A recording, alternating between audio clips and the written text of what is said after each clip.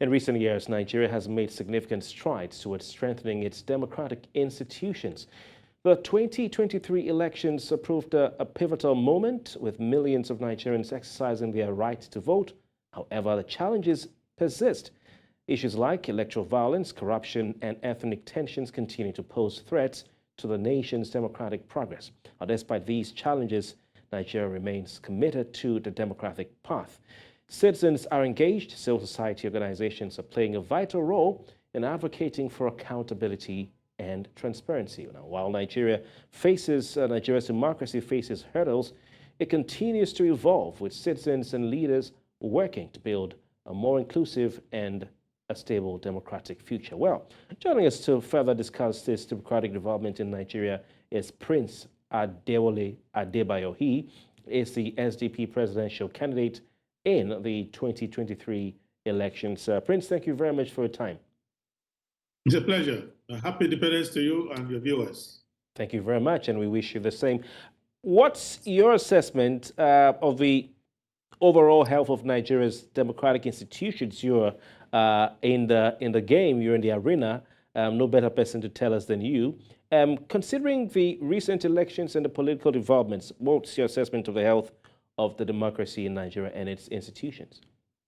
The institutions are still behaving like they are in their formative years. We've had, I think, 7 presidential elections now since 1998, 1999. And the institutions are political parties because by our constitution, the first thing you do when you want to join politics and participate in our democracy will be to join a political party. In fact, without joining one, you cannot run for any office. After that, we have the electoral body, which is the INEC, which is the Independent National Electoral Commission. Then we have the constant ones. The media is a permanent institution of democracy. It's a constitutional creation. Then we have the courts, the court system. And then every other institution in society is supposed to aid as secondary institutions for democracy. Our school system, everything that we do, the normal use of the rule of law, law enforcement, and of course, the final institution will be the military, because the military is supposed to maintain the territorial integrity of a constitutional republic like Nigeria. Now, by just listing them out, you will know that many of these institutions have serious challenges. The political parties are not up to par. They have not been educating their members on governance. They have not been willing to pursue issue-based campaign. They've not been ready to contest as people who understand that in the democracy, participation is more important than any other thing. And to participate in the democracy, you have to be democratic in outlook. So you will see that in many of the political parties, the systems, the internal organs of the party are not democratic. The processes of the party, where the party chooses its candidates from, in fact, typically has more litigation and disagreements in courts than even the general election. And then you go to the electoral body, you will see that the electoral body has a lot of problems, undelivered mandates, promises that they don't deliver, they are overburdened and they are under-delivering, and they are on the integrity scale, they don't have an ability to pass to their operatives the objectives of their institution. So you will see a lot of compromises and violations with respect to the electoral body. Then you will see, when it comes to the media, that the media itself is not educated enough regarding its own duty. The media looks at democracy as a market where you follow the highest bidder. The person who gives you dedicated coverage money is the person you cover more. Okay. And then things like that. So those are the challenges facing the institutions. So all of them have the ability to live up to the responsibility, but it requires to be aware first of the gap between your constitutional role and your current performance. Thank you very much, Prince. Media never gets away with anything these days. But I mean, I'm sure you said that to help make us better, and that's an honest, assessment from you. We appreciate it. What are the key challenges, and opportunities that Nigeria faces in its ongoing efforts to strengthen its democracy, particularly in terms of governance and in terms of the electoral process? The problem we have is the culture of accepting what is not right. There is nobody, starting from the president to the man on the street, who is not aware of the shortcoming. But a culture which tolerates the shortcomings, which accepts it and gives excuses on his behalf. So we have too much of apologetics with respect to our failings. So everybody knows what he needs to do.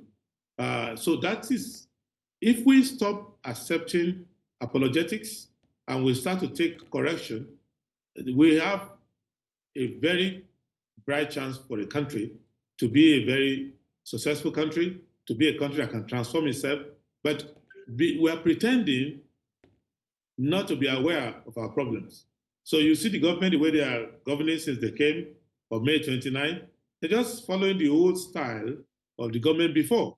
The presidential spokesperson giving false information, people in government not being transparent and giving accountability, other people in the country assuming that or pretending that they don't know their responsibility, even citizens, they still go about expecting miracles to happen when the citizens of the country ought to know by now that there's no miracle coming other than we waking up and doing our duty. In the country, you still have public officials not being accountable for public resources. You still have... Yeah, it seems corruption, Prince, sorry, sir, to interject, but it seems corruption is quite a very a significant part of the challenges that Nigeria has been facing as far as strengthening its democracy is concerned. Because you've harped on that. I want to really, bring in the earlier story we ran on this bulletin, which is the arraignment of a former oil minister in Nigeria, Alison Madueke, today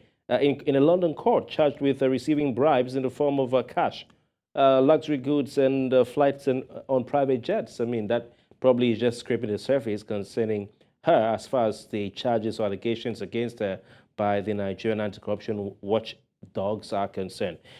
So corruption remains a significant concern. And how can the government and the society in general, especially civil society, effectively address corruption to enhance the integrity of democracy in Nigeria? Now, without speaking specifically to any case, because every person accused of a crime is presumed to be innocent. So as a lawyer, I will just not go into the specifics of it, and I will just monitor the trial to see that we see what comes out of that. But what I can say generally is that corruption per se is not unique to Nigeria. What is unique or peculiar to us is the culture of corruption. Now, that's what we need to understand. Individual cases of corruption, they pop up in every country. You will see that in the United States today, the son of the president is being investigated for some corruption-related activities, and it's touching on the father as well.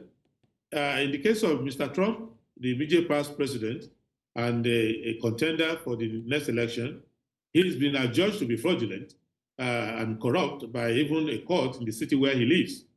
Now, two justices of the U.S. Supreme Court, Justice Alito and Justice Thomas, are being investigated for collecting what people will call favors from individuals, in some instances, from some people who have cases pending before the Supreme Court of the United States. So, but the problem we have, and which we have to get rid of, is the seeming acceptance of corruption.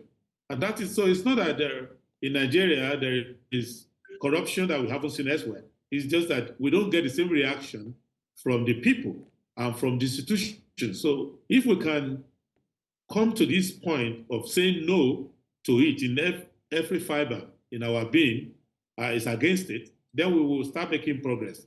But there's no time on this side of the universe where you can run a system where corruption will not come up from time to time, given human nature. Okay. But you must not run a system which is accepting of it, which is welcoming it, which is celebrating it. And that is what we need to get rid of. All right. We hope that we will get it right. Prince, thank you very much for your time and for your analysis as always. And like we said, we also wish you a very happy Independence anniversary celebration. Thank you very much, and God bless Nigeria. Thank you.